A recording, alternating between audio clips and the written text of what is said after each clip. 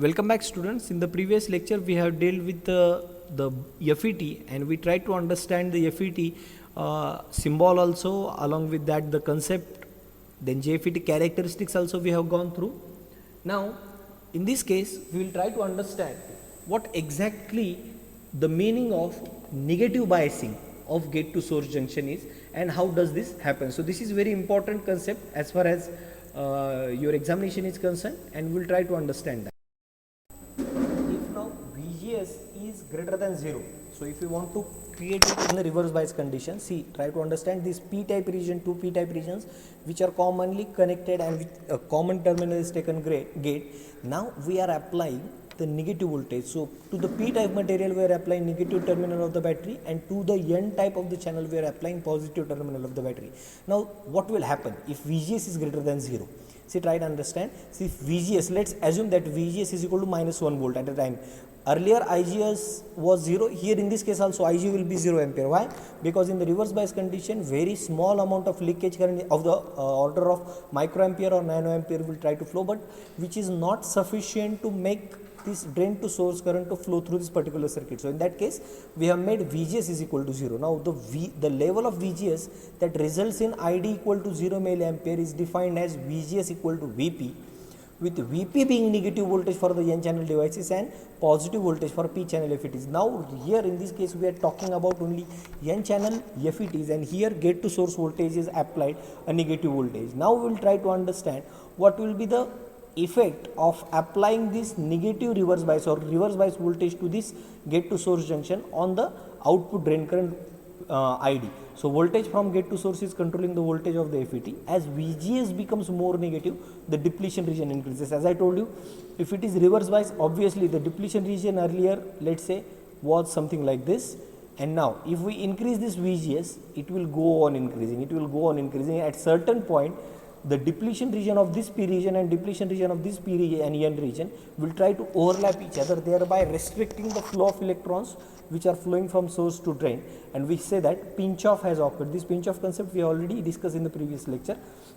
Now as VGS becomes more negative, the depletion region increases. That's perfectly true. Now the more negative VGS, the resulting level of ID is reduced.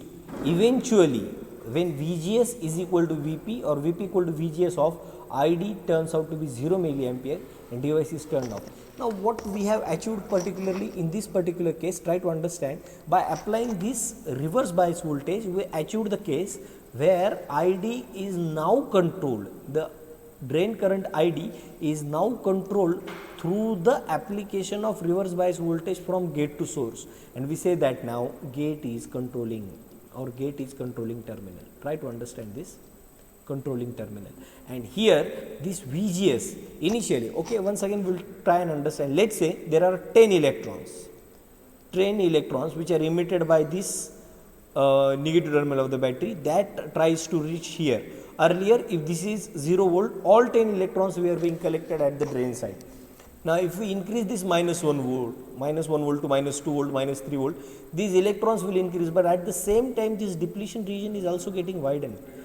As this depletion region is getting widened, this number of electrons, let's say this 10 electrons once again emitted, now only 3 to 4 electrons will reach to the drain, thereby reducing the drain current. Now further I will increase this VGS. Now it is completely stopped. So whatever 10 electrons emitted are not able to reach to the drain, and drain current eventually becomes 0.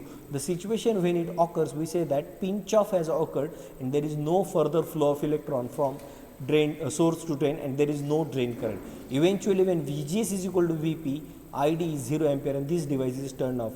Application of negative voltage to the gate of GFET. So this is the important application. And now once this is clear, now we will try to understand this JFET characteristics. Okay, see here the VGS, assume initially we have seen this diagram, as VDS increases, ID increases, and it has reached to its value IDSS, and from that thereafter it is constant when VGS is equal to 0. Now if we apply VGS is equal to -1 volt, that is -1 volt is applied, what will happen? The current will increases gradually, but this IDSS current it will be definitely less than IDSS current. Assume that IDSS current is 8 milliampere, and here at 4 milliampere because of the application of the negative voltage, the current will show the constant value of minus 4 milliampere. Just assume that. Now if you further increase VGS to let's say minus 2 volt, the current is further reduced. Current is further reduced, and let's say the current is 2 milliampere. Now what will happen? Once again we will say that VGS is equal to minus 3 volt we have applied. Just assume minus 3 volt. The current is further reduced, let's say to the 0.5 milliampere. Now the situation comes when VGS equal to minus 4, once we apply, the regions, these two depletion regions overlaps each other, they recombine with each other, and there is no flow of electrons from this source to drain, and therefore there is no drain current ID observed, and we can see that pinch off has occurred.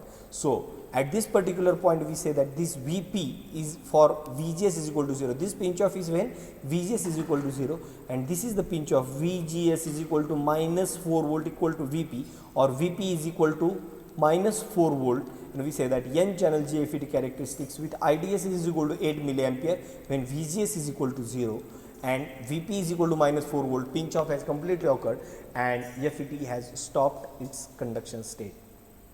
So this is how the gate to source voltage is controlling the flow of current from drain to source, and this is how the JFET characteristics are shown here. So that's it for this particular lecture. In the next lecture we will start with the MOSFET, and in the MOSFET we will try to understand what exactly we are going to do in what is the difference between JFET and MOSFET and why one should understand the MOSFET. So in the next lecture we will see the MOSFET characteristics like the way we have studied the JFET characteristics. Till then, thank you very much and happy learning.